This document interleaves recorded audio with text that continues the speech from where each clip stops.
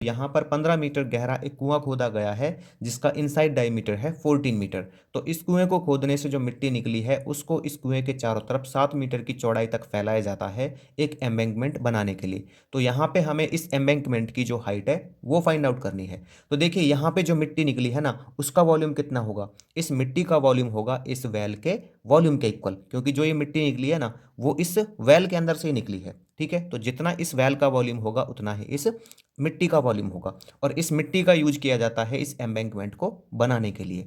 ठीक है, तो जितना इस मिट्टी का वॉल्यूम है उतना ही इस एम्बैंकमेंट को बनाने में जो मिट्टी यूज की गई है उसका वॉल्यूम है। ठीक है, क्योंकि ये इसी मिट्टी से बनाया गया है तो इन दोनों का जो वॉल्यूम है वो होगा सेम। तो इस एम्बैंकमेंट की हाइट हम कैसे निकालेंगे, इस एम्बैंकमेंट की जो हाइट है वो हम निकालेंगे इसके वॉल्यूम को और इसके वॉल्यूम को इक्वल रख के।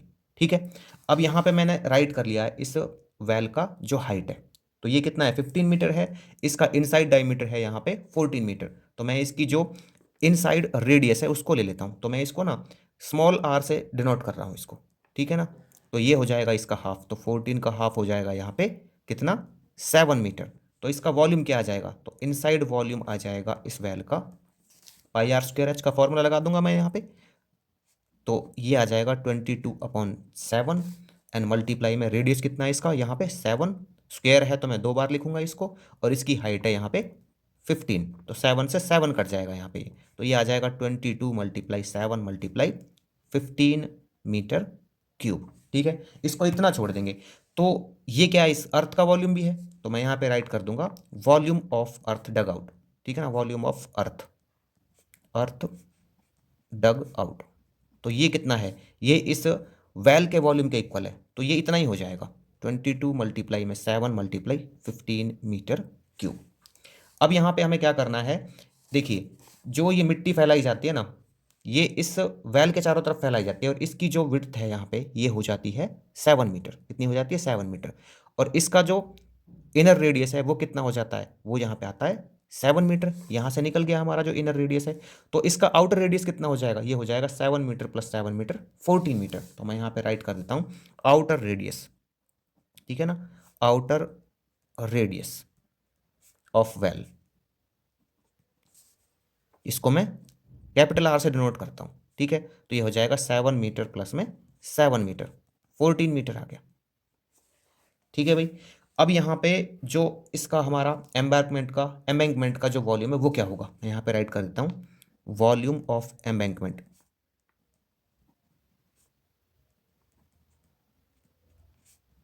It is equal to volume of earth dug out, इसी के इक्वल होगा।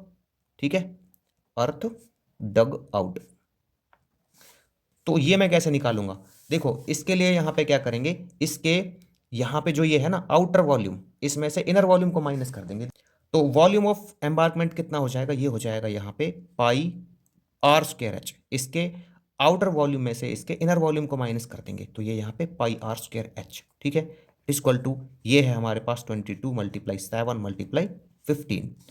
अब यहाँ पे देखिए इन दोनों से कॉमन क्या आ सकता है, यहाँ से पाई और एच कॉमन आ सकता है। ठीक है ना, तो ये बच जाएगा आर स्क्वायर माइनस में आर स्क्वायर इक्वल टू 22 × 7 × 15। तो ये आ जाएगा यहाँ पे 22/7, एंड हाइट हमें यहाँ पे इसकी फाइंड आउट करनी है एम्बैंकमेंट की। आर यहाँ पे कितना है, ये कैपिटल ये है 14 इसका स्क्वायर, और यहाँ पे 7 का स्क्वायर, तो 22 × 7 × 15, तो ये आ जाएगा 22/7 मल्टीप्लाई में हाइट, एंड ये आ जाएगा यहाँ पे कितना 14 का, ये आ जाएगा 196 माइनस 49 इट इक्वल टू 22 × 7 × 15। अब क्या करते हैं हम यहाँ पे इसको ले लेते हैं।